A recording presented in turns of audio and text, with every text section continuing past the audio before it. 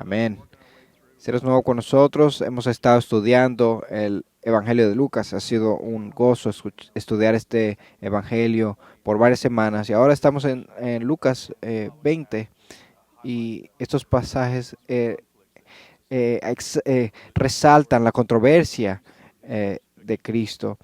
Y así que vamos a orar juntos antes de estudiar este pasaje. Padre, qué privilegio es estudiar las Escrituras.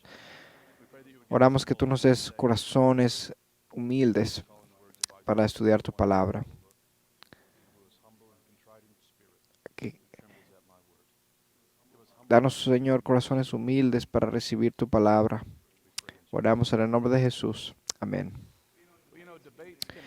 Bueno, los debates pueden ser divertidos si los temas no son muy serios. Siéntate libre de responder a voz alta. ¿Qué es mejor, el verano o el invierno? ¿Quién dijo invierno? Wow, existen. Ok. ¿Qué es mejor, un sándwich de chicken filet o de Popeyes?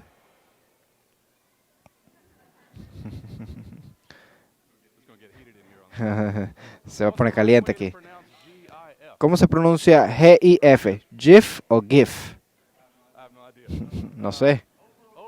¿Por encima o por debajo? ¿El papel higiénico debe colgar por encima o por debajo del rollo? Oh, wow, por encima. Ok, ok. Todo el mundo dijo.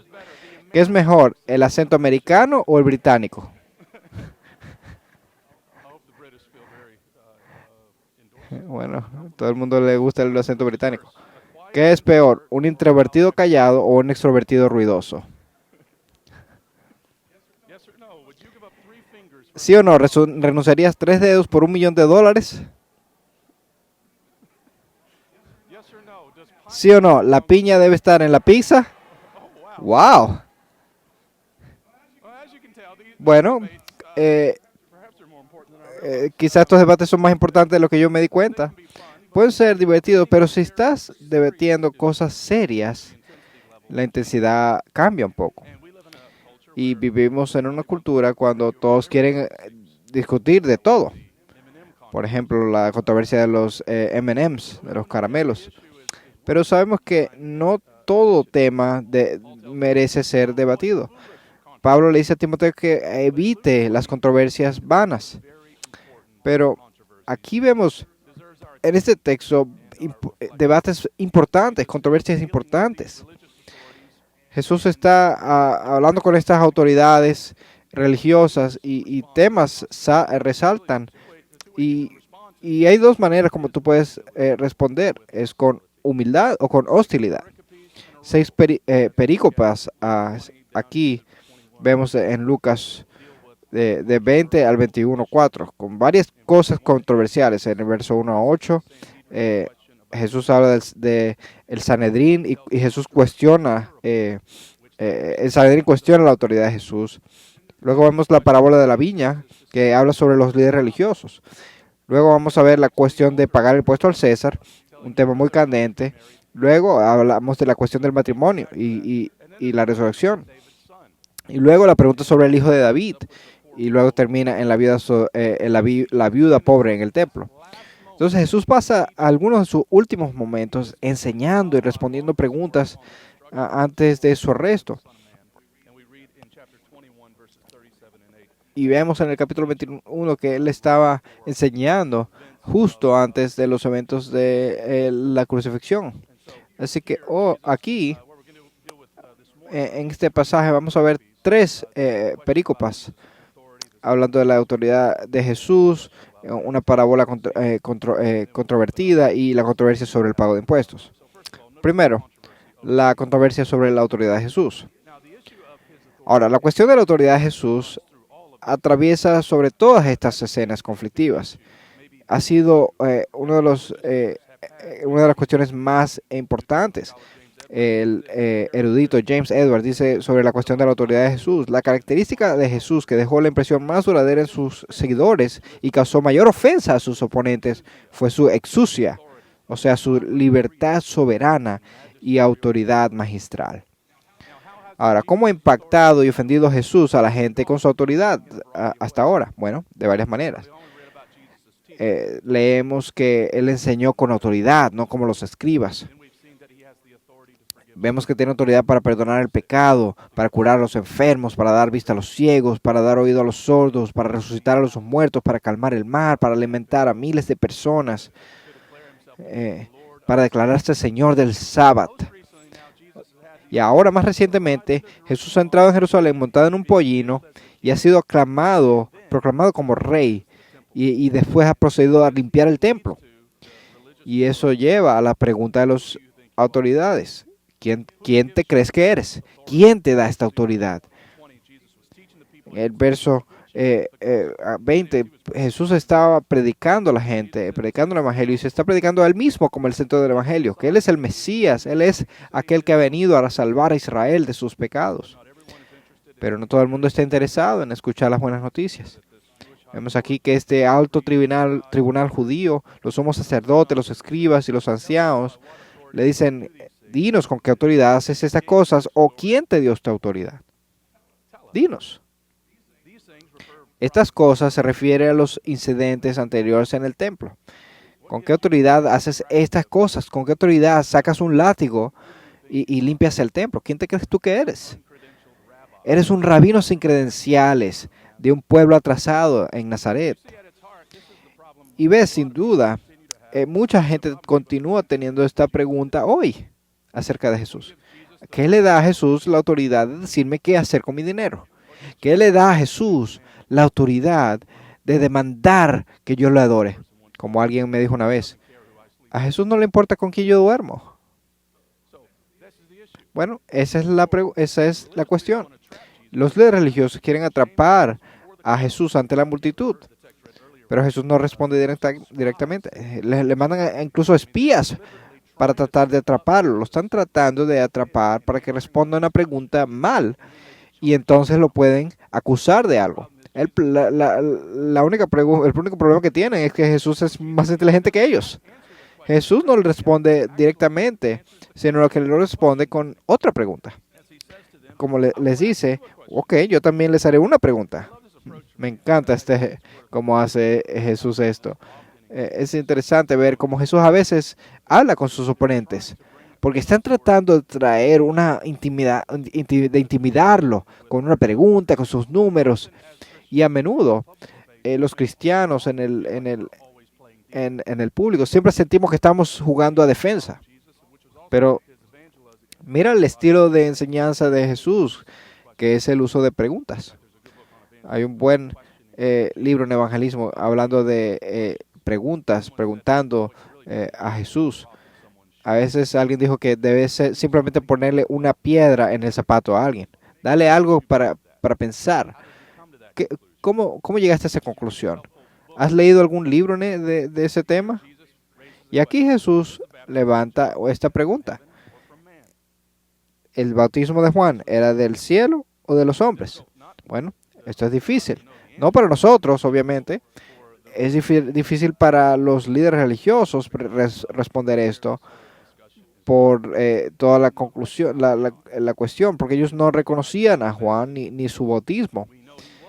Sabemos que él era un profeta. Cuando bautizó a Jesús, el Padre dijo, este es mi Hijo amado en quien estoy complacido. Todo lo que tenían que saber de Jesús y de su autoridad fue declarado ahí en su bautismo. Él es el Hijo de Dios, esa es su autoridad. Pero habían rechazado a Juan y ahora querían rechazar a Jesús también. Entonces, Jesús empieza a discutir estas cosas y ellos dicen entre ellos mismos, bueno, si decimos de los hombres, si decimos del cielo, él dirá, ¿por qué no le creíste? Pero si decimos de los hombres, todo el pueblo nos matará a pedradas, pues están convencidos de que Juan era un profeta. Entonces tenían un conundrum, ¿no? Una cuestión. Si dicen que su bautismo es del cielo, o sea, de Dios, eso es mal, porque no se arrepintieron y no se sometieron al bautismo de Juan. Y si dicen que su autoridad era del hombre, pueden incitar la ira de los que los seguían, porque eran muchos que estaban ahí y temen que la gente se vuelva contra ellos. Entonces dicen, pues no sabemos. De hecho, no quieren saber. No querían saberlo. ¿Por qué? ¿Por qué? Porque no les interesa la verdad. Lo que están interesados es en el poder. Tienen motivaciones políticas, no espirituales o intelectuales.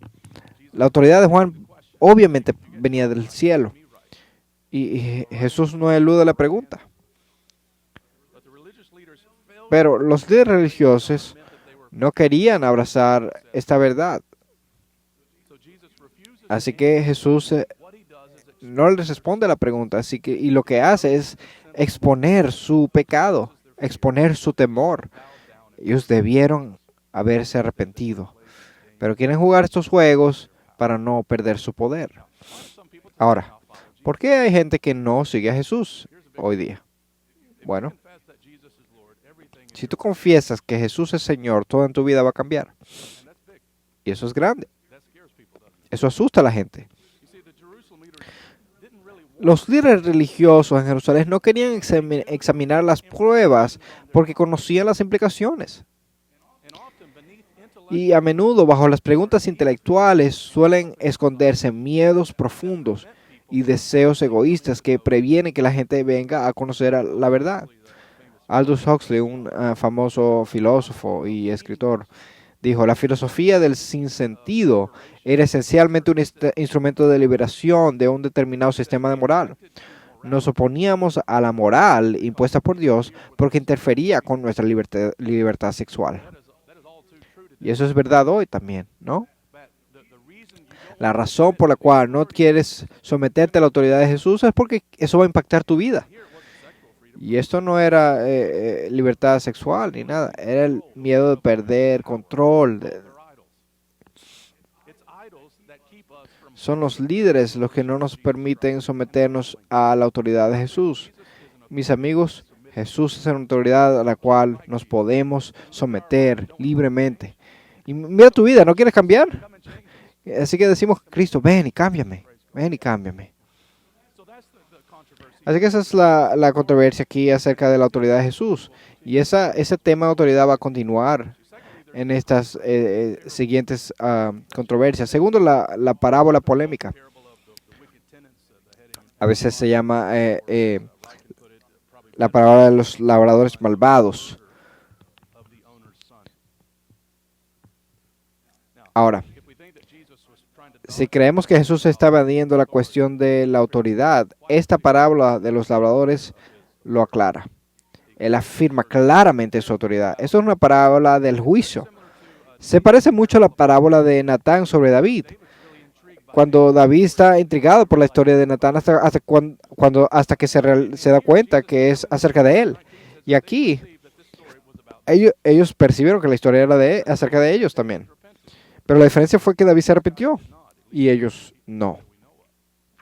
A menos no que sepamos nosotros. Se pudieron haber arrepentido. Jesús obviamente expone nuestra corrupción, nuestro pecado, pero es para que nos arrepentamos de ellos. Jesús sabe salvar a líderes religiosos. Lo hizo con Saúl de Tarso, que se convirtió en Pablo. A menudo vemos las parábolas y decimos que es una alegoría, o sea, no tenemos que sobreinterpretar la parábola, no tenemos que interpretar cada punto de la parábola. Pero esto es como una alegoría, o sea, porque tiene más puntos. Cada personaje se refiere a alguien. Ahora vamos a ver. Primero, el hombre que planta la viña es Dios el Padre. La viña representa a Israel. Como vemos en Isaías 5 y Salmo 80, Dios plantó a Israel una viña. Dios plantó una viña. Él los sacó de Egipto y los plantó. Y quería que dieran fruto y produjeran vino. Pero la viña no producía. Ahora, los inquilinos aquí que fueron a trabajar, los labradores que fueron a trabajar la viña, son los líderes religiosos de Israel. Ellos debían cuidar la viña. Ellos debían dar fruto, pero no les importaba. El verso 10 dice, y al tiempo de la vendimia envió un siervo a los labradores para que le dieran parte del fruto de la viña. Estos siervos representan a los profetas.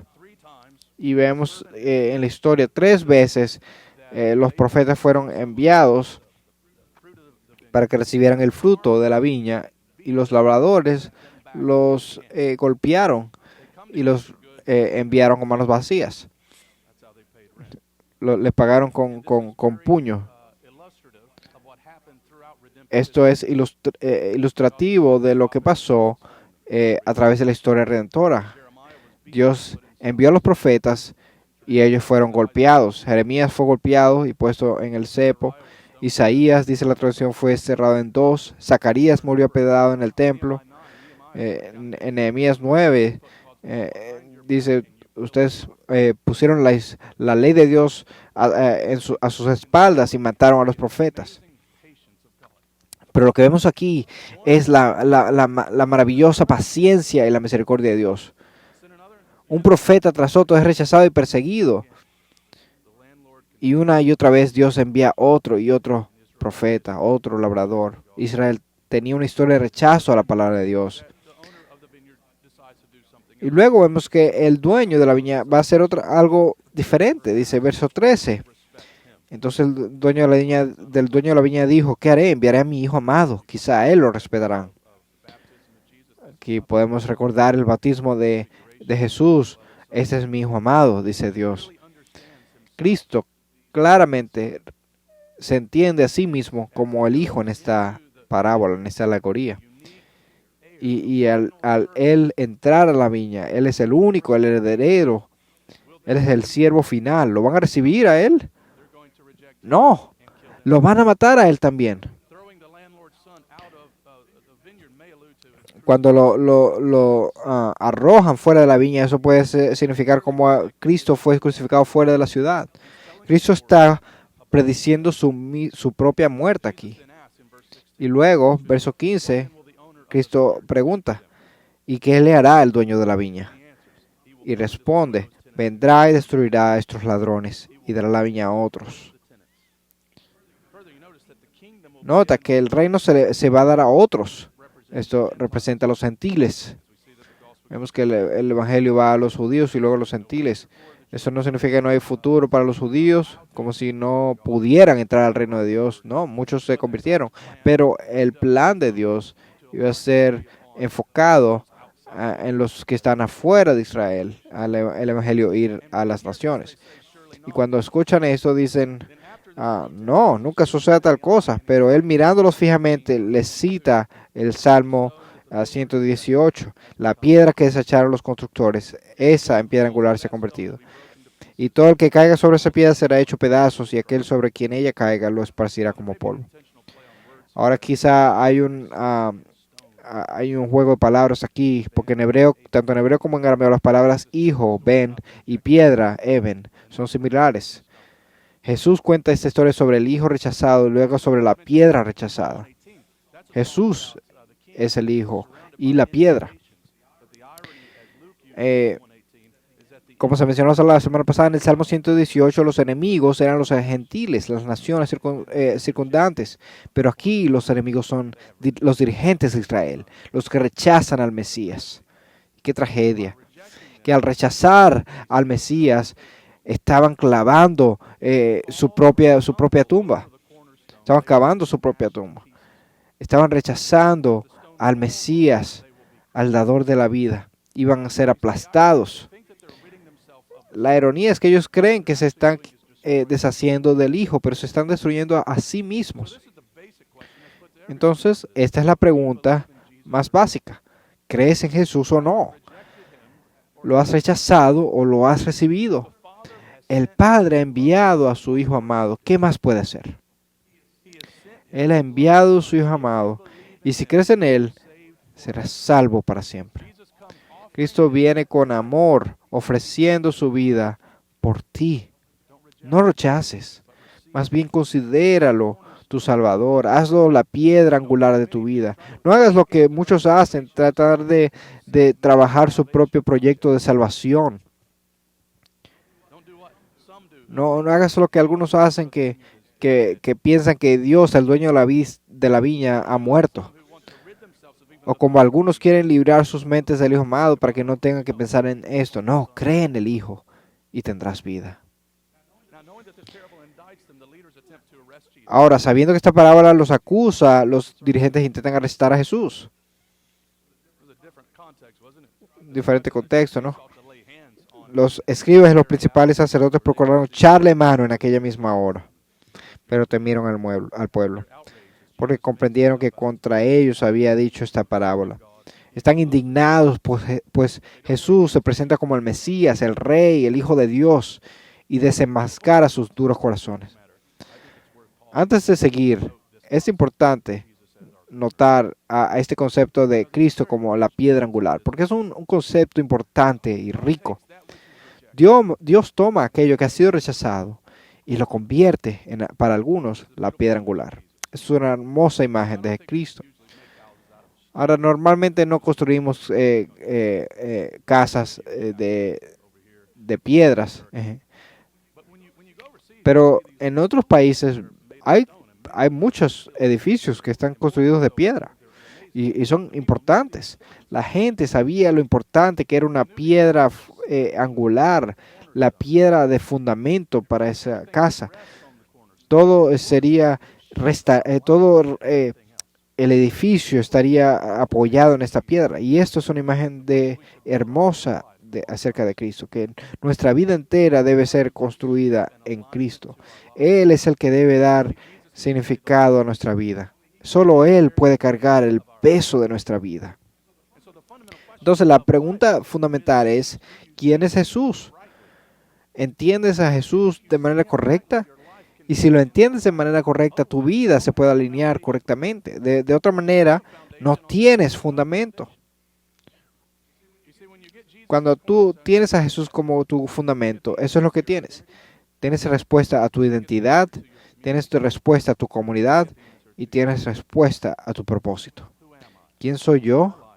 Mi vida está ligada a esa piedra angular. ¿Quiénes somos nosotros? Somos piedras en el templo de Dios. Ahí, entrelazadas a esa piedra angular. ¿Y cuál es nuestro propósito? Es rendir culto y adorar y dar testimonio de esta piedra angular. Pero si te equivocas con Jesús, te equivocas contigo mismo, te equivocas con tu comunidad y con tu sentido. Todo está fundamentado en quién es Cristo. No intentes hacer de otra cosa tu piedra angular. El dinero, la belleza, el placer sexual. No. Me encanta como dice Pedro. Pedro usa este texto y dice, al venir a Él, Cristo, la piedra angular rechazada por los hombres, pero escogida por Dios y preciosa. Algunas personas ven a Jesús y lo rechazan, pero ¿cómo lo ve Dios el Padre? Él lo ha escogido y es precioso. Vamos a verlo de manera correcta. Y a lo mejor tú solamente estás considerando estas cosas. Yo oro que tú sigas buscando. Yo les decía a estudiantes de este comercial antiguo del el cuarto Pento, el Ford Pento. Era un carro. Y decía, lo más cerca que mires el carro, lo mejor que se ve. Pero el Ford Pento era un muy mal carro en realidad. Yo llevo un Pento de Kentucky a Michigan y el segundo año explotó. Pero lo mejor que tú miras a Jesús, lo mejor que Él luce. Y ellos no estaban viendo a Jesús de manera correcta. Si vemos a Jesús de manera correcta, lo hacemos nuestra piedra angular, entonces Él nos da todo. Salvación, comunidad, sentido. Bueno, esa es la parábola controversial. Ahora la controversia sobre los impuestos. Yo sé que esta te va a encantar. Me encanta por eso es que predico de manera expositiva, porque si fuera por mí yo no escogería taxes, pero tengo que predicarlo. Hay dos cosas que la gente dice que no debes hablar. Nunca debes hablar de religión y de política, pero aquí hablamos de las dos cosas. La parábola de Jesús terminó con los líderes queriendo matar a Jesús y ahora esta pregunta está dirigida a ese fin. Dice verso 20 que envían espías. ¿Sabías que los líderes religiosos tienen espías? Bueno, aquí vemos que sí. Y están pretendiendo ser sinceros, lo están tratando de atrapar, ¿no? Vamos a ver si lo podemos atrapar en una respuesta incorrecta para podérselo dar a Pilato. Pero primero tienen este juego. Maestro, sabemos que hablas y enseñas rectamente y no te guías por las apariencias, sino que enseñas con verdad el camino de Dios. ¿Nos es lícito pagar impuestos al César o no? Intentan forzar un escenario. O eres traidor de los judíos, si dices sí a César, o eres un revolucionario contra Roma. Cualquier respuesta podría meter a Jesús en problemas. Era una pregunta explosiva y era una pregunta que tenía implicaciones en años pasados. En el año 6 y 7 después de Cristo, Judas el Galileo sostenía que pagar impuestos era insufrible, ya que era una concesión de que César era el Señor. A continuación instó a una revuelta política. Si Jesús dice algo por el estilo, entonces tendrían suficiente para entregarlo al César. Pero si Jesús está de acuerdo en que es permisible pagar impuestos, entonces eso puede sugerir que él cree que César es Señor. Pero Jesús conoce sus corazones. Él es superior a ellos en sabiduría y no se deja engañar por su astucia. Y les dice, mostrarme un denario. ¿De quién es la imagen y la inscripción que lleva? Y ellos le dijeron, del César. Entonces él les dijo, pues dad al César lo que es del César y a Dios lo que es de Dios. En un lado de esa moneda tenía a Tiberio César, que decía Tiberio César Augusto, hijo del divino Augusto. Y la otra cara tenía una imagen de la madre de Tiberio, Livia, con las palabras Pontifex Maximus, que significa sumo sacerdote. Entonces, en un lado tenía César es Señor, y en el otro lado su mamá es sacerdote.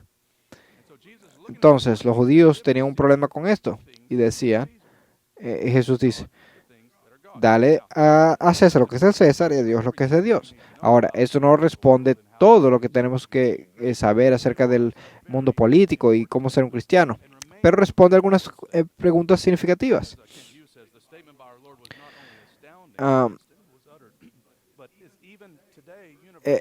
Incluso hoy es lo más, lo que algunos consideran la frase política más importante del mundo. Es significativo lo que dice. Es esencialmente dos cosas. Obedece al gobierno tanto como puedas y adora a Dios y solo a Dios. A cada uno dale lo que merece. Con respecto al gobierno, sabemos que Jesús no es un anarquista. Dios ha ordenado la familia, la iglesia y el gobierno. El gobierno tiene una responsabilidad y un derecho de cobrar impuestos y nosotros tenemos la responsabilidad de pagarlos. Aun cuando Nerón era el emperador, dale a César lo que es el César, pero solamente adoramos a Dios.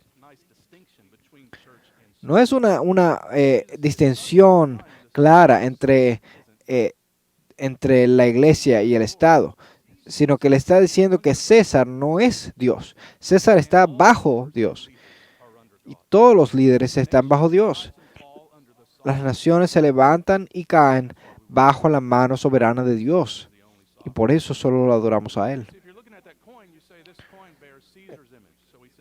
Esta imagen, esta moneda tiene la imagen de César. Así que dásela a Él. Pero tú llevas la imagen de Dios. Así que entrégale tu vida a Dios solamente. Dale la moneda al César, pero tu vida dásela a Dios. Dásela a Dios. Adoramos solo a Dios. Ponemos nuestra esperanza en Dios y no en los hombres. Debemos ser un buen ciudadano, nos sometemos a las autoridades gubernamentales, aunque sean paganas. Y esto no responde todo de nuevo, pero en otro momento hablaremos más de esto. Hay otros principios que se encuentran en otras partes de la Escritura. Por ejemplo, debemos obedecer a Dios en vez del hombre, como dice Pedro. Pero eso lo dejamos en otro estudio. Ahora, ¿cómo concluimos todo esto? Hay mucho texto aquí. Bueno, Jesús, amigos míos, tiene autoridad absoluta. Sus credenciales vienen del cielo. Su autoridad está por encima de todos los reyes y dirigentes. Él es Rey de reyes y Señor de señores. Y pronto Él vendrá a establecer un reino de partido único que gobernará con perfecta paz de justicia para siempre. Y la pregunta para nosotros, creo que es de estos versos, es: ¿te someterás a la autoridad de Jesús?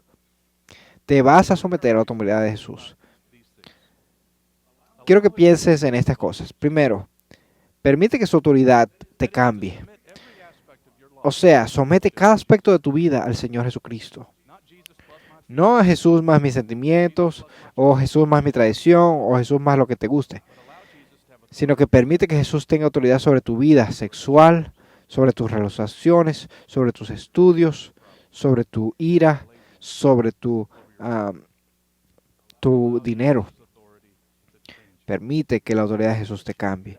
Si tú no eres un cristiano, que permitas que este rey te gobierne, este rey que murió por ti, te cambie. Segundo, permite que su autoridad te levante. ¿Qué quiero decir? Bueno, es por su autoridad que su muerte en la cruz fue eficaz para asegurar el perdón de nuestros pecados. Él es el que dijo: el Hijo del Hombre tiene autoridad para perdonar pecados. Él tiene el poder, no solamente la compasión, Él tiene el poder para hacerlo. Y si somos perdonados en Cristo, entonces estamos perdonados realmente. Eso nos levanta. Tercero, permite que su autoridad te reconforte. Descansa en este que te asegura. Él nos tiene para siempre. Como hemos dicho, esa bendición de Judas, ¿no? Aquel que es poderoso para guardaros sin tropiezo y presentaros irreprensibles. Él es poderoso para guardarte sin tropiezo. Y por último, permite que su autoridad te llene de valor. Como dice, toda autoridad en el cielo y en la tierra es mía. Por tanto, id y haced discípulos. Esa es la autoridad que tenemos. ¿Qué nos da autoridad? Jesús, el Rey. ¿Qué le da autoridad a Él? Bueno, Él es el Hijo de Dios. Él es el Rey de Reyes. Y Él nos manda. Y eso nos llena de valor. Con autoridad vamos con su presencia a hablar el Evangelio, aun cuando no es popular. Tenemos un Rey bueno, iglesia. Vamos a orar juntos. Padre, te damos las gracias por tu palabra. Oro que estas cosas sucedan en nuestra vida. Que cada aspecto de nuestra vida sea sometido a Él. Que su autoridad sea un consuelo para nosotros y que nos llene de valor para ser discípulos, a donde sea que vayamos. Gracias, Señor, que a través de tu muerte tenemos vida eterna. Gracias que estamos unidos a ti y confesamos que tú eres nuestra piedra angular. Tú eres el que nos da propósito, significado. Tú nos das comunidad con las demás piedras en el templo. Gracias que descansamos nuestra vida en ti. Y gracias que nos has dado propósito y significado y vida para siempre. Y al pensar en esa parábola, preparamos nuestro corazón para tomar la Santa Cena. Gracias por darnos todos esos beneficios. Oramos que tú incrementes nuestra gratitud. En el nombre de Jesús oramos. Amén.